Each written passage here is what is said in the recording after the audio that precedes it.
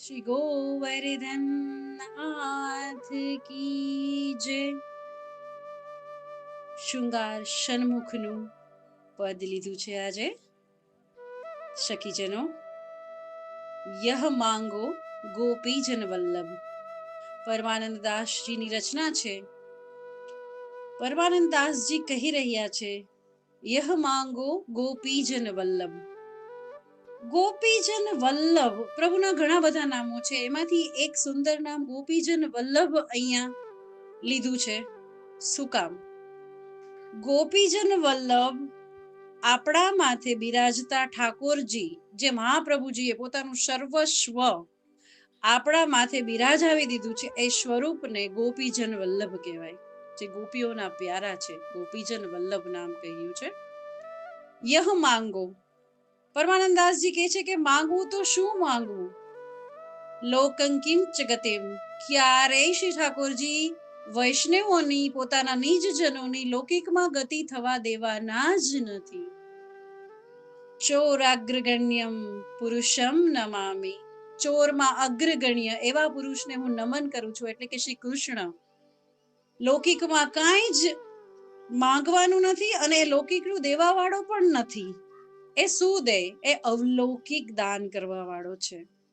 અલૌકિક વૃદ્ધિ થાય, અલૌકિક મનોરથો પૂર્ણ થાય, અને એ જ જિંદગી સાચી છે. લૌકિકનો ધન દોલત તો આપણે મહેનત કરીને પણ કમાઈ લેશું, તો પ્રભુ પાસે શું માંગવું? માંગવાનું જ નથી, એ બધું જાણે છે, છતાં માંગવો તો શું માંગવાનું? માનુષ જન્મ ઓર હરિ સેવા, બ્રસ બસીવો દીજે મુહી સુલભ. સૌથી દુર્લભ 3 વસ્તુ છે. માનુષ જન્મ, માનુષ જન્મ મળી જાય, એમાં પછી વૈષ્ણવ બનવું, એમાં પછી હરિસેવા પધરાવવી, અને ત્રીજું વ્રજવાસ.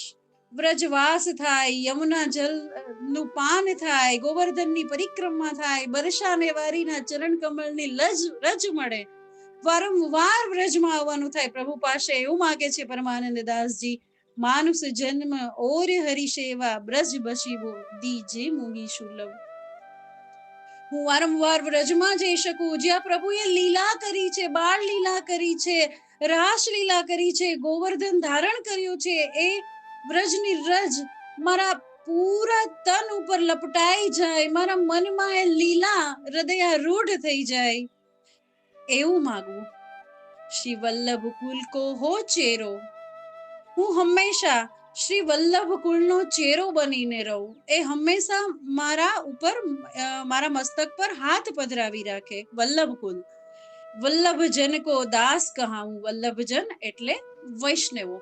વૈષ્ણવોનો દાસ થઈ જાઉં, એટલો દીન થઈ જાઉં કે વૈષ્ણવોનો દાસનો દાસ, દાસાનું દાસ બની જાઉં. વૈષ્ણવો કેટલું દીન થવાનું છે? એક બગીચાના, જંગલના તૃણ ઘાસ તણખલા જેવું, અને રોજ સેવામાં પ્રભુને કહેવાનું છે છેલ્લે કે એ તૃણ, એ ઘાસના તણખલા ઉપર દરેક વૈષ્ણવો ચાલી ચાલીને જાય. વૈષ્ણવના ચરણની રજ મારા ઉપર પડે, મારા માથા પર પડે એ રજ, અને હું ચૂકે ચા ન કરું, એટલો દીન ભાવ મને આપો પ્રભુ. મને એટલી દીન બનાવી દો, મને તણખલા સમાન દીન બનાવી દો, એ મને દીનતા ભાવથી ભરી દો. શ્રી જમુના જલ નિત પ્રતિનાહવું, મન વચ કર્મ કૃષ્ણ રસ ગુણ ગાઉં. જો મારું મુખ ખુલે તો કૃષ્ણ માટે ખુલે, જો મારા કાન સાંભળે તો કૃષ્ણ લીલા સાંભળે, એનો રસ સાંભળે. મને જમના જલ વ્રજવાસ થાય, જમના જલનું હું પાન કરું. શ્રી ભાગવત શ્રવણ શુનો નિત, પ્રભુની લીલા ભાગવતજીમાં લખાયેલી છે, તો જો હું કાંઈ શ્રવણ કરું નિત્ય, નિત્ય, તો શ્રી ભાગવતજીનું શ્રવણ કરું. ઇન તજી હિત કહું અનત ન લાવું. હું માળા કરતો હોય, હું સેવા કરતો હોય, હું ભગવત વાર્તા કરતો હોય, હું ભાગવતજીના ગુણ ગાતો હોય, તો હે પ્રભુ બરાબર એટલી કૃપા કરજો કે મારું ધ્યાન લૌકિકમાં ન જાય, લૌકિક સંબંધોમાં ન જાય.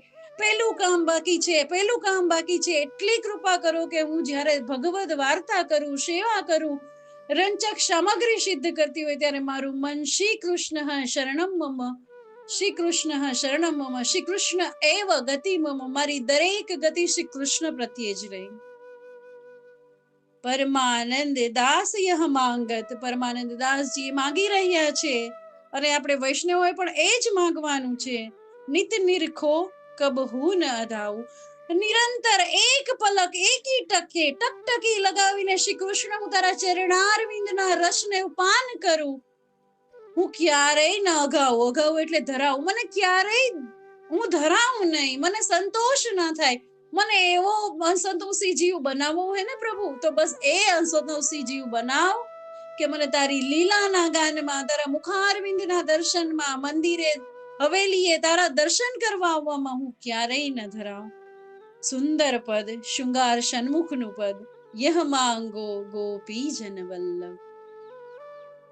શ્રી ગોવર્ધન નાથ કી જય.